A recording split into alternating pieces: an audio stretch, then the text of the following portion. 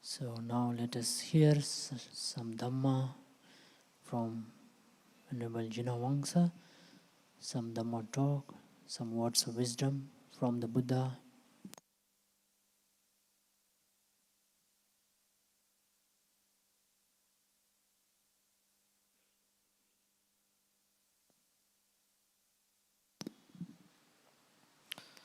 Namo tassa bhagavato arahato samma sambuddhassa buddhang dhammang sanghang namassami. I pay my salutation to the Buddha Dhamma Sangha. I pay my salutation to our teacher, Most Venerable Bhadavanteji. I pay my salutation here Buddha Palavanteji and greetings metta to all the novices and dear upasakas and upasikas. So one more time we got this opportunity to hear Dhamma, to discuss about Dhamma. So today we will discussing about one sutta. It is Mahanama Sutta. So this sutta tells about 4 things. How to be a upasaka, a devotee, and how to be a devotee, be a virtuous devotee. Then the third, how one can promote his own well-beings, and how one can promote his own well-being and others' well-being and happiness. So in this sutta, these 4 points are explained by the Lord Buddha. So this sutta starts like this. When Lord Buddha was staying in Kapilavastu, in Nigodharama monastery, at that time, Mahanama Sakya reached to the Lord Buddha and he paid his homage to the Buddha and he sat on one side. And he asked this question to the Lord Buddha. In Pali language it is like this. Kittavata nukho bhanti upasako hoti. Oh, Most Venerable Sir, how does one become a upasaka, a lay devotee? Then Lord Buddha answered in this way. Yathogo mahanama buddhang saranang gato hoti, dhammang saranang gato hoti, sanghang saranang gato hoti, ittavata kho mahanama upasako hoti. When Mahanama, if someone gone refuge to the Buddha, to the Dhamma, and to the Sangha, this is how one become a upasaka. So then this upasaka Mahanama, Sakya Mahanama asks some more questions. Kittavata panabhante upasako silava hoti. How does a upasaka become a virtuous lay devotee? Here Lord Buddha answered this question in this way. Yathoko mahanama upasako panatipata pativirato hoti, adinnadana pativirato hoti, kame sumichachara pativirato hoti, musavada pativirato hoti, surameraya majjapamadathana pativirato hoti, ettavata kho mahanama upasako silava hoti. While Mahanama, when you upasaka, restrain from killing, restrain from stealing, restrain from indulging in sexual misconduct, restrain from sexual misconduct, and restrain from telling lie, restrain from taking alcohol or any other things which makes our mind confused, weak. So in this way, Mahanama, one become, a Upasaka become virtuous Upasaka. So further, Sakya Mahanama asks a question. In Pali it is like this: Kittavata panabhante upasako attahitaya patipanno hoti no parahitayati.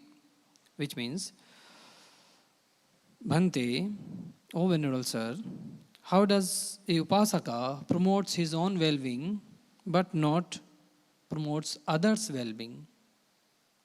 Then Lord Buddha answered this question in this way: Yathoko mahanam upasako attanava saddha sampanno hoti no parang saddha sampadaya samadapiti. Attana sila sampanno hoti no parang sila sampadaya samadapiti. Attanava chaga sampanno hoti no parang chaga sampadaya samadapiti. Attanava bhikkhunang dassana kamo hoti no parang bhikkhunang dassane samadapiti. Attanava sadhammang sotu kamo hoti no parang sadhamma savane samadapiti. Attanava sutanang dhammanang dharana jatiko hoti no parang dhamma dharanaya samadapiti. Attanav sutanang dhammanang attup parikhita hoti no parang attupa parikhaya samadapiti. Attanav attamanyaya dhammamanyaya dhammanu dhamma patipanno hoti no parang dhammanu dhamma patipattiya samadapiti. Ettavata ko mahanama upasako attahitaya patipanno hoti no parahitayati. Which means, when a upasaka, Mahanama, when a upasaka, he himself established in Shraddha, but he does not promote others to establish in Saddha. He does not encourage others to establish in confidence. And he himself is established in moral, in ethics, but he does not promotes other to be in morality, in ethics. He himself practices generosity, but he does not promote other to practice generosity or chaga, tyaga. He himself desires to see bhikkhus, fully ordained monks. What he does not promote other or encourage other to become desirous to see the bhikkhus, fully ordained monks or monk.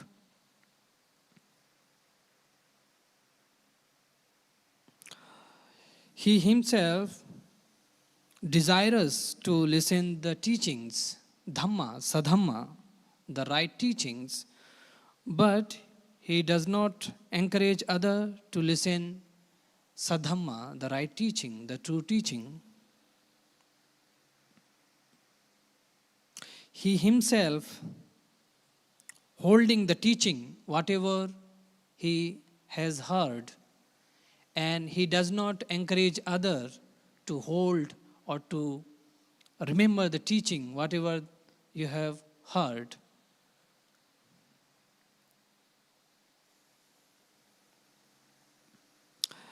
Then he himself investigate the teaching, investigate the answer in the teachings, and he try to investigate what is the point in the teaching, what is the meaning of this teaching, whatever teachings he has heard. He investigate that, but he does not encourage other that whatever you have heard the teachings, you go and investigate into it and try to find what is the meaning of that Dhamma teaching that you have heard. Attanava dhammamanyaya, attanava attamanyaya, dhammamanyaya, dhammanu dhamma patipanno hoti. He himself has known the letter and spirit of the Dhamma. He himself better known the teachings in the word and in the practice, in the experience. But he does not encourage other to understand the letter and spirit in the Dhamma. He himself practice Dhamma according to the teachings.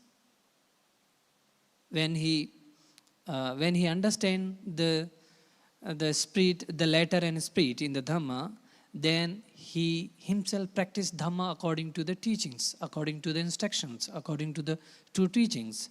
But he does not encourage other to understand the letter and spirit and to practice Dhamma according to the teachings, according to the Dhamma.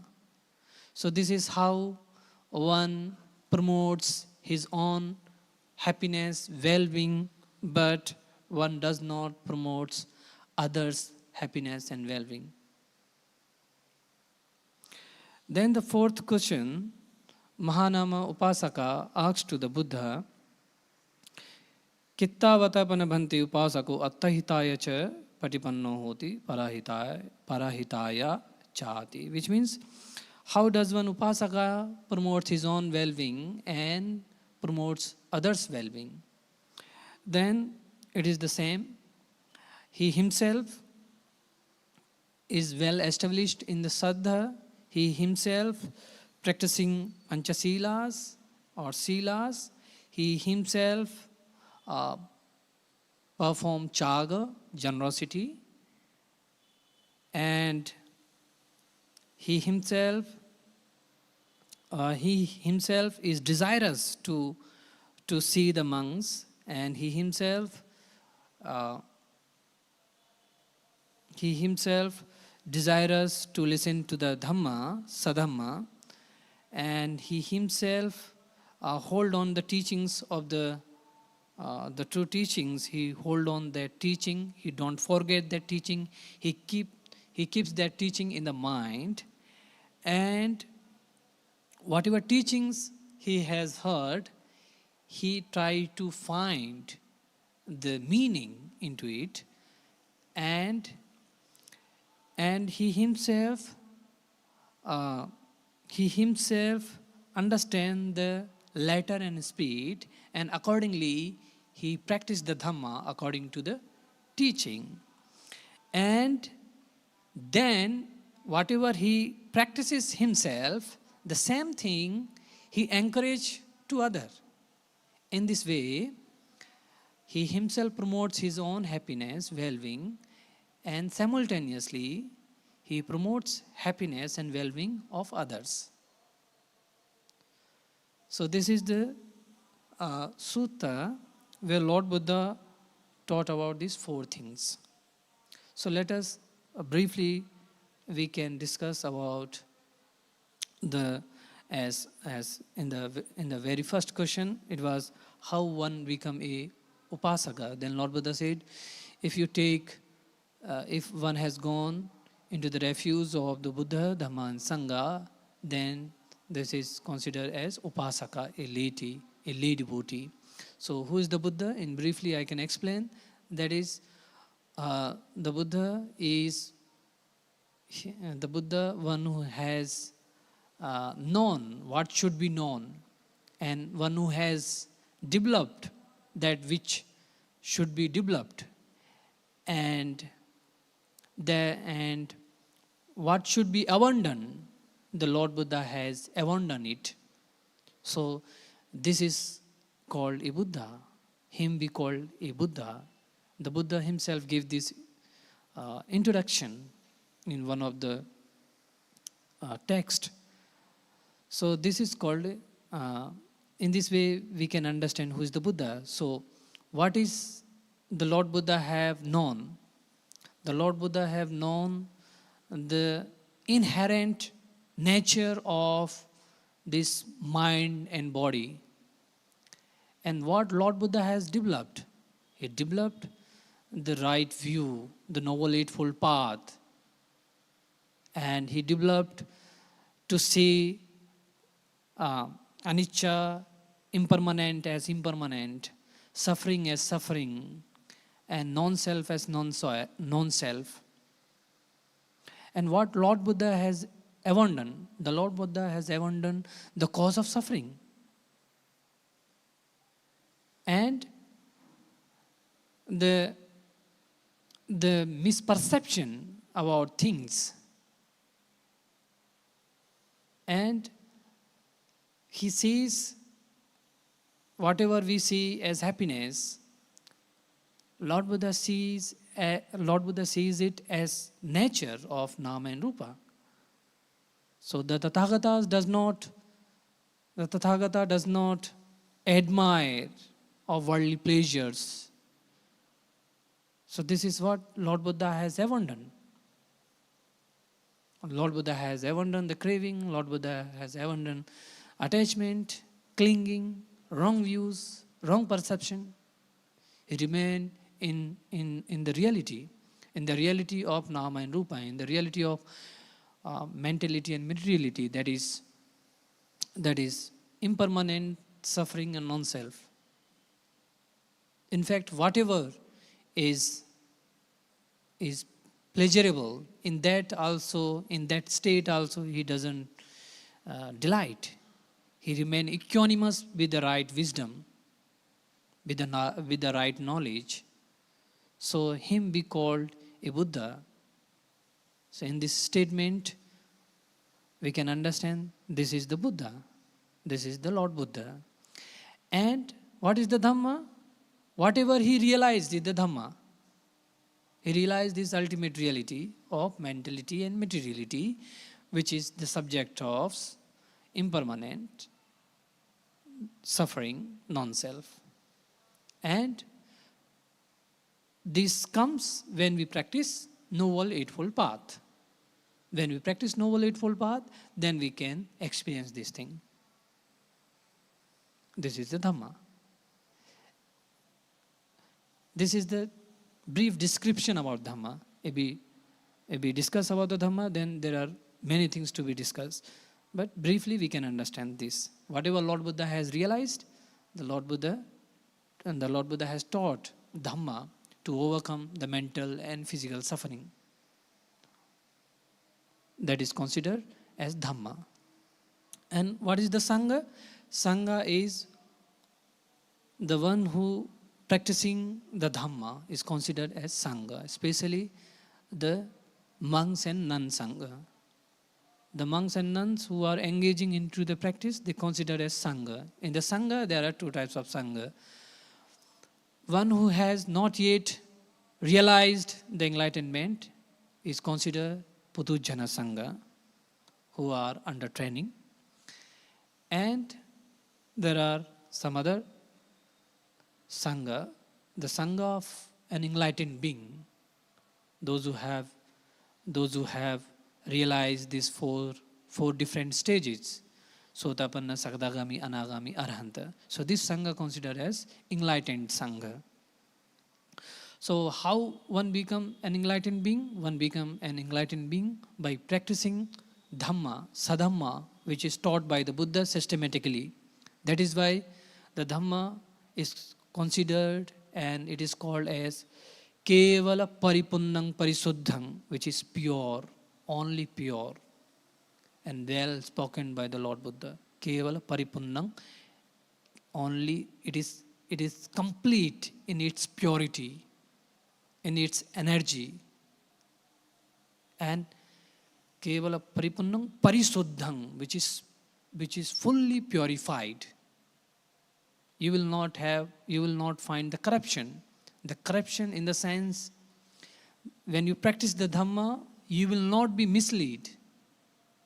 You will get immediately you will find the immediate result of practicing Dhamma. If you're practicing Dana, if you're practicing Sila, if you're practicing meditation, if you're practicing meditation in order to gain wisdom, you will find immediate result. So that is why the Dhamma is considered as completely uh, uh, uh, kevala paripunnam. It is fullness, it is fully, it is full, and only it is fully taught by the Buddha, and it is fully purified. In this way we can understand. And then we are talking about this Sangha, the person who have already attained enlightenment, they called Arya Sangha, and who are on the path of Dhamma, they are called Putujana Sangha. Like we are here, the monks are getting training into the Dhamma, they practice Dhamma. This is called Putujana Sangha.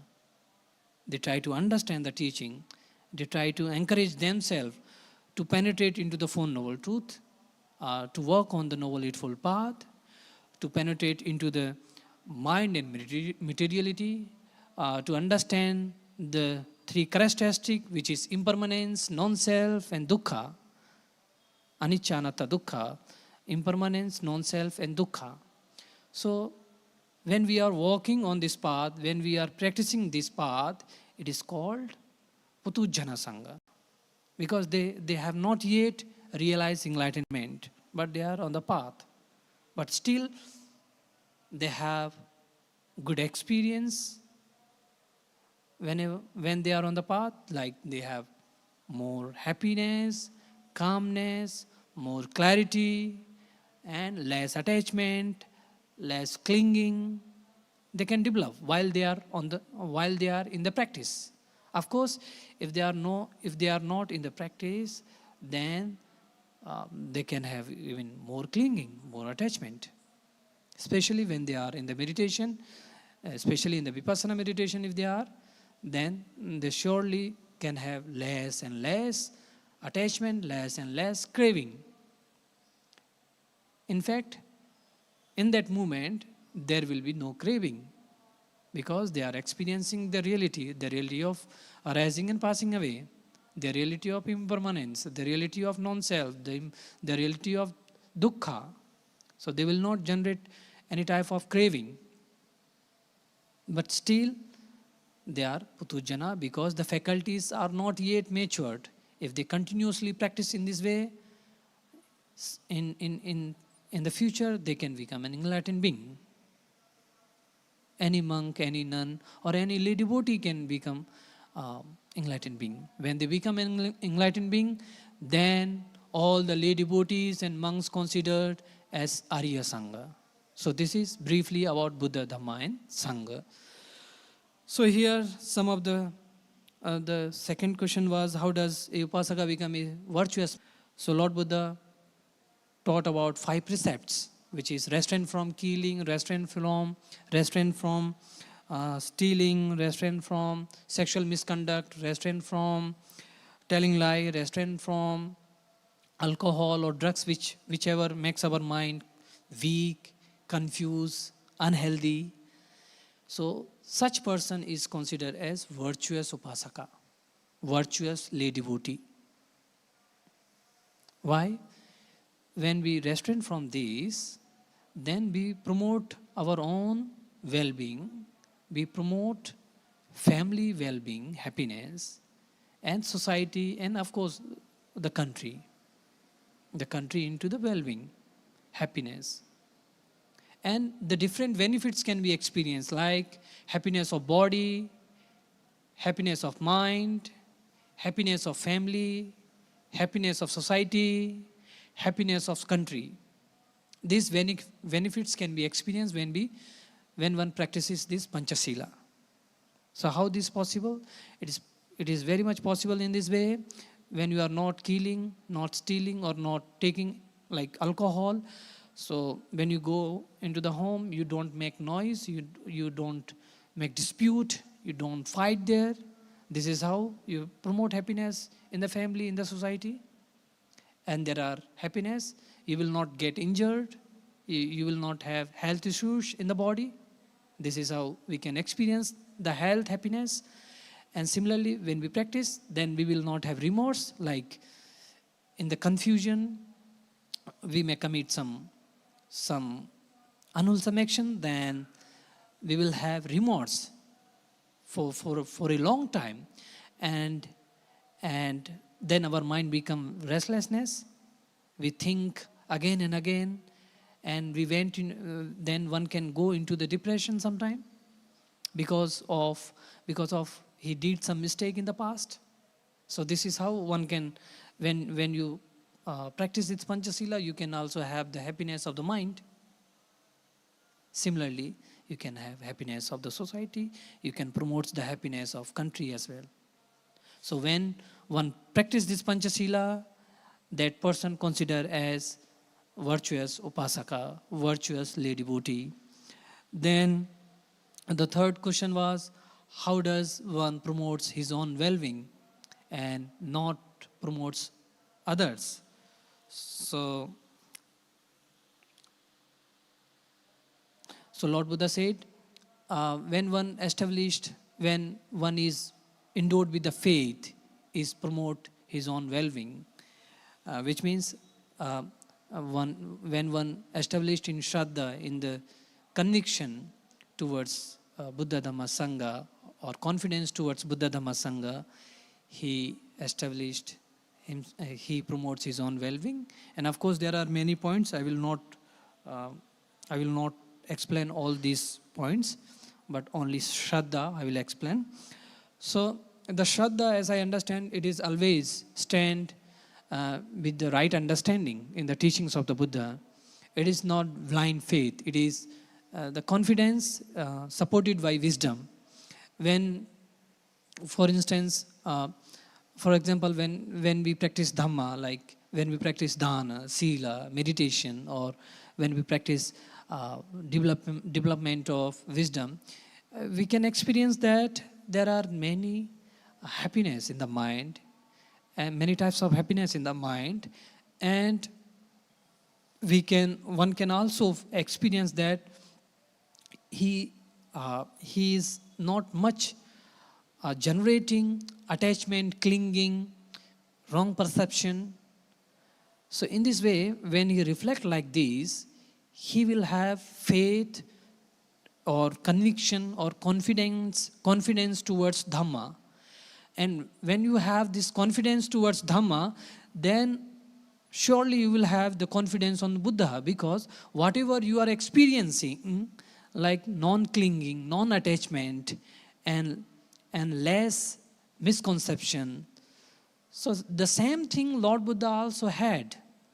In fact, Lord Buddha is fully freed from this mental phenomena. He don't have these wrong views, clinging, attachment. So you will have very strong faith towards the Buddha. And similarly with the Sangha, those who are practicing the Dhamma, you will have the faith, the conviction towards them, because you can relate your own experience with the Buddha, you can relate your own experience with the Sangha. So obviously you will have very good Shraddha towards Buddha Dhamma Sangha. And there is no such doubt. So this is considered as Shraddha supported by wisdom. It is not blind faith, but you are experiencing the result of your practicing Dhamma. Then you generate the strong Shraddha towards Buddha, Dhamma and Sangha. Similarly, the rest of the points, they have the different benefits. And when one practices in this way, he promotes his own well-being. And when he does not encourage others to practice this thing, then he does not promotes others' well-being. When one practices this thing, simultaneously he encourages others to practice this thing, then he promotes his own well-being as well as the well-being of others. But it becomes quite very difficult when we encourage others. it is very difficult to encourage other to practice Dhamma. It is said in the commentaries that in 100 only 9 people can practice Buddha's teaching, as I remember, 9 or something, as I remember one number. In 100 only 9 people can practice the Buddha's teaching. So we cannot all the time encourage other. When we encourage all the time to the people, they will be frustrated. They will be dissatisfied with you. They will get anger over you. So in some cases, it is okay to, you can try to encourage them in good thing. But when you see that they are getting frustrated, they are becoming dissatisfied with you, and they are misbehaving with you, then it is better to avoid them. Even Lord Buddha said in some other sutta that if you are not able, he said like this, he given an example like a simile like a horse trainer, like a horse trainer who train the horse, those who are able to be tamed or to be tamed. Similarly, Lord Buddha teaches the Dhamma who are able to be tamed. And those who are unable to be tamed, Lord Buddha does not teach them, but he avoid them, because there are a lot of suffering in teaching. So, of course, there are many other examples, similes that Lord Buddha has given into that sutta. Like Lord Buddha used some skill. If the person who is not able to be tamed, then Lord Buddha tried to speak about Kamma and Kamma Vipaka. So out of fear, they can be tamed. Like some horses are not well behaved, then the trainer used to beat them and try to afraid them. So then they become calm, they become tame. Similarly, Lord Buddha also used the different way to afraid the people in a way that there is Kamma and Kamma Vipaka, and you will see that result in this very life. You don't have to wait for the next life. You can see the result of doing unwholesome in this very life. If you are doing unwholesome, then the result can be seen here and now. The people will not be appreciated. They will not be happy with you. They will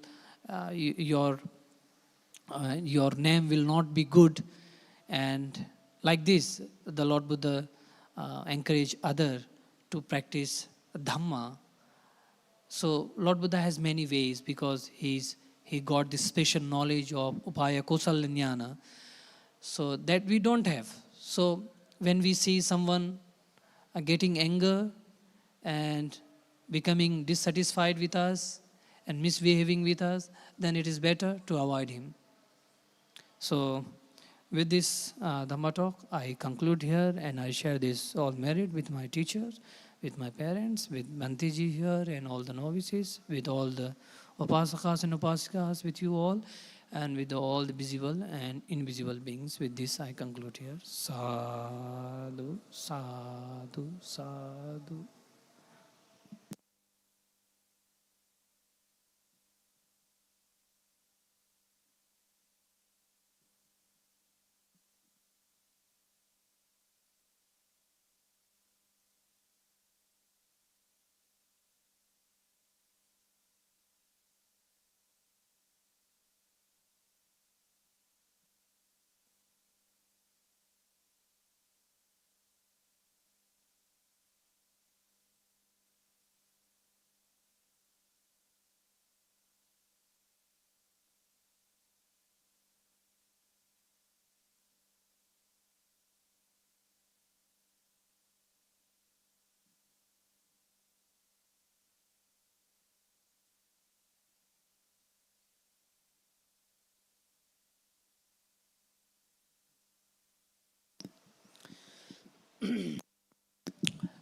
So that was a talk on how to be a good upasaka,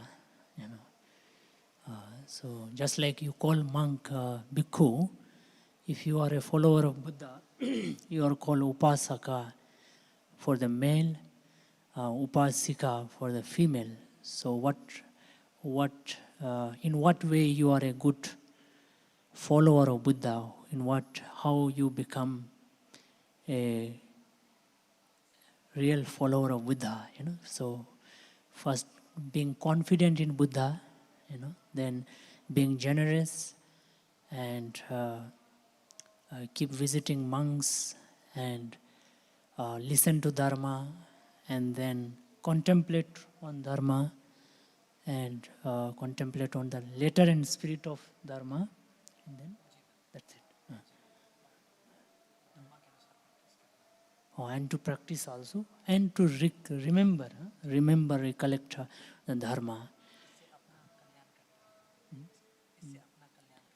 That way you make yourself happy. So it's quite a systematic, quite a systematic teaching, right? For all of us, for all of you. So Buddha was always good at formulating things, classifying things, formulating things, standardizing things, right? So that is what Buddha generally does. The first thing was faith in Buddha. So we need somebody, right? If we are following Buddha, then we need to know who Buddha is, right? Otherwise, our faith becomes a blind faith or very random, vague, unclear faith or confidence. So you really got to know who Buddha really is, what are the qualities of Buddha. Then, of course, you follow the Dharma. So whatever we are believing in or, say, putting our trust, we need to know who that guy is, who that person is, So we need to have somebody, who is that person. So for us, it is a Buddha, as a teacher, enlightened teacher, not an ordinary teacher with all the skills as Bhante mentioned. So, so therefore, you need to have somebody, otherwise you're not sure whether whom you are trusting in, you're just going randomly and you start doing all sort of thing which you don't even know, you're not sure. So that surety comes from having somebody who is known to you, whom you know, right? So for us, Buddha is the teacher. So apart from Buddha, we don't consider any even monk. No monk can be replaced with Buddha. So monks can be at the best be a teacher. So just like me, you don't need to have full faith in me. You can just have faith in the Buddha. I'm just somebody who is trying to make you know Buddha, kind of introducing Buddha. But you can have that, what we can call a direct connection with Buddha, right? You can directly know Buddha yourself, but monks are just there to help you out. But you need to just know Buddha yourself. But knowing Buddha means knowing Dharma. And knowing Dharma means, practicing Dhamma and realizing Dharma. So it's not just about having a faith but it's also about knowing and practicing and realizing, So that's something that I spoke today, and it's very clear how you can be a good follower of Buddha and how you can be benefited from Buddha, especially for lay people, for upasakas, upasikas. So in this, we come to the conclusion here, and we share all the punya with all the beings in the universe.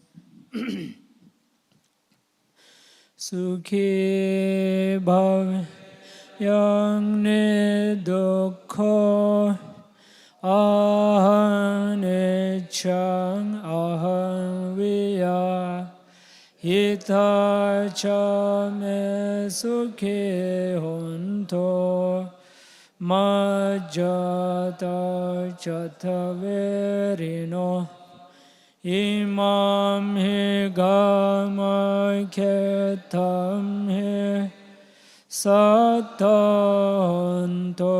sukhe sada tato paranchara jeso cha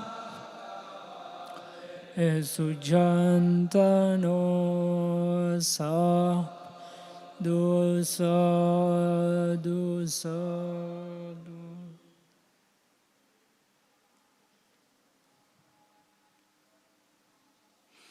So a small announcement, on 13th January, which is Monday actually, 5:30, we have a very special guest monk visiting us from Thailand. He is called Ajahn Jaya Surya, Ajahn Jaya Saro. He's a British monk, but became monk in Thailand, and he has been monk for the past more than 40 years, I guess. So somebody from the forest tradition, the meditative tradition, Ajahn Chah tradition, somebody very special monk, and I invite all of you to come. And it is something very rare. You don't get to get the visit of such monk. So I invite all of you to visit. So here we conclude. Thank you all of you for coming and being with us today. And we wish all of you good health and happiness. And we see you again next Sunday. Till then, take care, be happy. Sadhu, sadhu, sadhu.